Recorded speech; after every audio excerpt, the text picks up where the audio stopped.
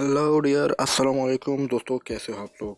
दोस्तों, आज हम मॉडिफायर में से एक नया मॉडिफायर सीखेंगे जिसका नाम है स्क्रू मॉडिफायर। तो स्क्रू मॉडिफायर कैसे काम कर रहा है और हम इसको कहाँ कहाँ यूज़ कर सकते हैं, इस पर भी हम पूरी डिटेल के साथ क्लास लेंगे। और ये एक क्लास में कवर नहीं होगा। जैसे कि हमने एरे को 4 से 5 क्लास में कवर किया था, इसी तरह हम इसको भी 4 से 5 या इससे ज़्यादा क्लासेस लेंगे। तो चलिए शुरू करते हैं। सबसे पहले इसके लिए मैं लेके आ रहा हूँ यहाँ से शिफ्ट ए की मदद से एक करो आप कोई भी लेके आ सकते हो, सर्कल भी लेके आ सकते हो, बेजियर भी लेके आ सकते हो, ये नर्व कर्व भी लेके आ सकते हो, नर्व सर्कल भी लेके आ सकते हो और पाथ भी लेके आ सकते हो। आप जो भी लेके आ सकते हो। मैं लेके आ रहा हूँ बेजियर असल में करो है। अच्छा, एक मेश होता है, एक करो होता है। ये निशान जो आपको नज़र आ रहा है ये करो का होता है। अगर आप ये किसी और सर्कल को भी लेके आओगे, यहाँ से फॉर एग्जांपल मैं सर्कल को लेके आ सकता हूँ यहाँ करो से, तो उसके पास भी यही निशान होगा। अगर मैं ये सर्कल डिलीट करता हूँ और यहाँ से एक और सर्कल लेके आता हूँ मेश से, तो मेश भी वही 2D सर्कल है, पर इसके सामने ये जो 3 डॉट है इसका निशान है। तो इसका मतलब है कि ये मेश है। ये इस निशान से आप लोगों को पता होगा ये मेश का निशान है। सही है। तो यहाँ से मैं लेके आता हूँ एक बेजियर जैसे मैं लेके आता हूँ ये थोड़ा इसी तरह, अगर मैं टॉप से देखूँ ये बिल्कुल स्ट्रेट नहीं है, इसमें इसी तरह का एक करो है। तो मैं इसमें कोई चेंजेस नहीं करना चाहता, सीधे डायरेक्टली जाता हूँ, इसको सेलेक्ट करके यहाँ से अप्लाई कर रहा हूँ स्क्रू। अब जैसे मैं स्क्रू अप्लाई कर दिया तो वो एक शेप बन गया सर्कल जैसा। सही है। अब ये कैसे काम कर रहा है, जैसे आप इधर देखो, इधर लिखा है 360। अगर मैं इसको कम कर दूँ तो ये देखिए, आप लोग को अंदाज़ा हो गया। देखिए ये कैसे नज़र आ, ये उसका लिमिट है। मैं और भी कम कर देता हूँ। ये उसका जो ओरिजिनल बेजियर है, मैं अगर इसको ज़ीरो कर दूँ, यहाँ से ज़ीरो कर दूँ तो ये इसी तरह होगा। देखिए बिल्कुल ज़ीरो। और मैं इसको एक एंगल भी बढ़ाऊँ तो ये देखिए बिल्कुल वो बेजियर जैसा है वो उसी तरह हो गया। मैं इसको 360 कर देता हूँ, 360। फिर इसके स्क्रू जो है ना, इसके जो स्टेप है वो है। मैं अगर इसको एक को बढ़ाऊँ, देखिए ये मैंने 1.2 मीटर कर दिया तो ये ऊपर की तरह चला गया, इस तरह हो गया।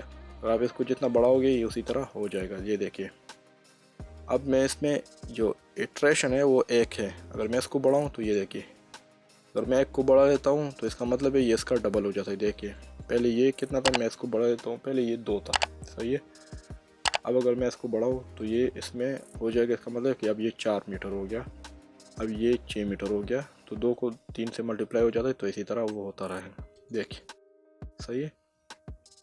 ये देखिए, पर उसका जो बेस ऑप्शन है वो इधर ही है। अगर आप इसमें एडिट मोड में जाओ, यहाँ से एडिट, तो ये देखिए उसका जो बेस है वो एडिट मोड में सिर्फ यहीं पर है। बाकी जो ऑब्जेक्ट है वो इधर मॉडिफायर से अप्लाई हुआ है। अगर आप इस एडिट मोड में कुछ चेंजेस कर दो तो इस शेप पर भी अप्लाई होगा। जैसे कि मैं कर देता हूँ, यहाँ से मैं मूवमेंट, और इसमें सिर्फ और सिर्फ हमारे पास वर्टिसेस होते हैं, तो इधर हमारे पास वो नज़र भी नहीं आता है कि ऑप्शन है वर्टिसेस सेलेक्ट करने हैं या आपने एज सेलेक्ट करना है।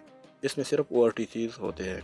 तो मैं इस वर्टिसेस को सेलेक्ट कर रहा हूँ, इसको इधर से मूव कर रहा हूँ। देखिए उस पर भी जो शेप है उस पर असर पड़ रहा है। देखिए मैं कम कर रहा हूँ, ज़्यादा कर रहा हूँ, ये उसमें हो रहा है।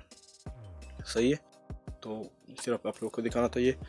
बाकी ये जो इसके एक्सेस है, आपको कौन से एक्सेस में, अब ये जेड एक्सेस में इस तरह हो गया। अगर आप वाई पे क्लिक कर दो तो ये वाई एक्सेस पे हो जाएगा, अगर आप एक्स पे क्लिक कर दो तो ये एक्स पे हो जाएगा। तो एक्स पे इसका शेप इस तरह कुछ है। ये मैं आपको बाद में बताऊंगा कि ये क्या चीज़ है। अच्छा, इसमें ये जो स्टेप है ये क्या चीज़ है, मैं इसको वापस जेड पे कर देता हूँ। अगर मैं ये बढ़ा दूँ तो ये देखिए आप लोग को स्मूथनेस नजर आ जाएगा। अगर मैं ये शेप में चला जाऊँ, ये जो वायर फ्रेम मोड है, मैं इस पे आ गया। ये पहले नॉर्मल 16 था, मैं कम कर देता हूँ, 10 कर देता हूँ। इसी तरह ये यहाँ से यहाँ तक 10 ये जो वायर फ्रेम है, इसी तरह आप बढ़ाओगे तो आप लोगों को पता होगा जितना ये बढ़ेंगे उतना ये शेप स्मूथली हो जाएगा। देखिए सही है। तो ये तो व्यू में है। अगर ये नीचे वाले रेंडर में, अगर आप इस हालत में रेंडर करोगे तो रेंडर में आपको 16 शेप नज़र आएंगे, और इस हालत में व्यू में आपको 26 नज़र आएंगे। जो व्यू है वो हमें नज़र आता है, और जो रेंडर है वो रेंडर के बाद नज़र आएंगे। तो अगर मैं इसको रेंडर कर देता हूँ, सिर्फ यहाँ से मैं कैमरा लेके आता हूँ, कैमरा है हमारे पास, हाँ कैमरा है। अभी मुझे व्यू में ये बिल्कुल जो है ना बिल्कुल स्मूथली नज़र आ रहा है। अगर मैं कैमरा को एक्टिव कर दूँ, सही है, ये छोड़ो कि मैंने कैमरा कैसे एक्टिव कर दिया, मैं रेंडर कर देता हूँ। तो रेंडर में ये देखिए आप लोगों को नज़र आएगा यहाँ से यहाँ तक जो स्टेप है बिल्कुल अलग अलग है। ये देखिए जो कॉर्नर आप लोगों को नज़र आ रहा है ना, तो इससे पता चल रहा है कि हमारा जो इसमें ये जो एज है वो कम है।